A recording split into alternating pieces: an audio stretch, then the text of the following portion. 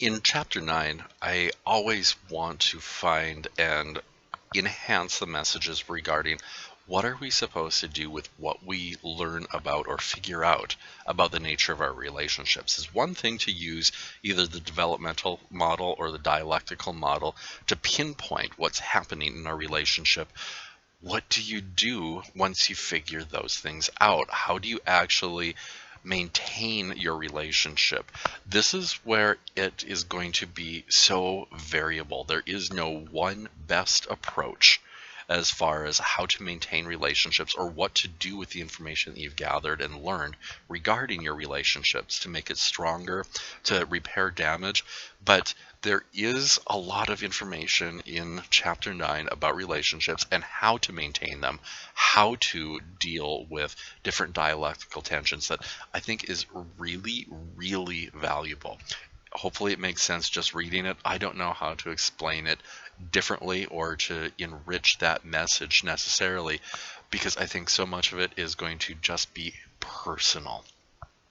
It's information worth reading and reflecting on, and knowing that you have options. If you are encountering conflict in a relationship, if you can identify what some of those origins might be, then you have these specific strategies that could be very, very beneficial and provide some really good opportunities and approaches within that situation and how to actually navigate it and improve upon it.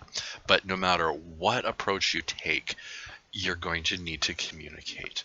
And there's a element within chapter 9 that is specifically about communication that I don't think gets the attention. It doesn't have the heading and the emphasis within the text that I think it needs, because it's really what links relationships and communication together really, really explicitly within this chapter.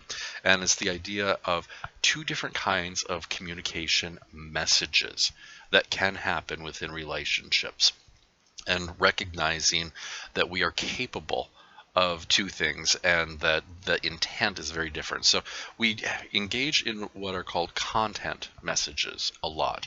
I think that's what we encounter within lots and lots of interpersonal communication. It is, we just need to relay important information about concepts to other people. It's what I'm attempting to do right now within a video. My message is content about new ideas and things from outside of our relationship. The other kind of communication is the one that is the really, really important part to look at in this context of chapter 9, the relational messages. This is actually having communication about your relationship itself. That is the topic of the message. And sometimes it's even having communication about the communication within your relationship. And that's probably the part that fits within this class the most. The communication about the communication within your relationship is called meta communication. And it's one of those areas that we don't always feel comfortable diving into. And it's one that we would actually benefit from if we did dive into it more. But before you can really explore the nature of the communication within your relationship, you need to understand it better. That's why this element of chapter 9 is revealed a little bit later, and this whole concept waits until chapter 9 until it's revealed also. What do you understand about communication? What have you learned? What can you apply? When you reflect on your communication, what do you see? How can you identify and organize elements of your communication so you can interpret whether your relational communication is effective or ineffective? And when you have conversations with another person in the relationship, can you negotiate conversations about your communication and come to an understanding and a shared meaning and goals? It can be a lot of work. If you ever go through pre-marriage or marriage counseling, I haven't done either because I haven't been married yet, but A lot of these ideas really are what's embedded in relationship counseling.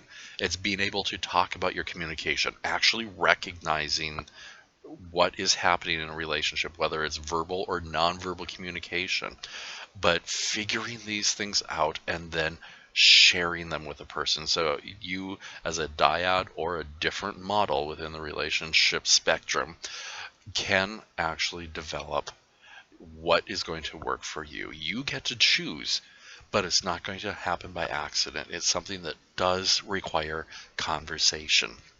So, with all of that emphasis within this idea, I hope you can take another look at the idea of content and relationship messages and try to figure out what is it that you do in your own relationships.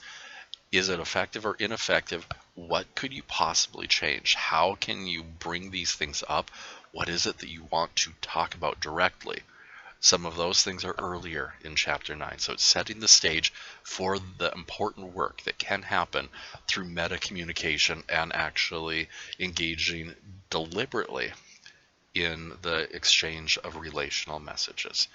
It's important work. It's not always easy work, but it has so many healthy, long lasting rewards. I hope it can make a difference for you.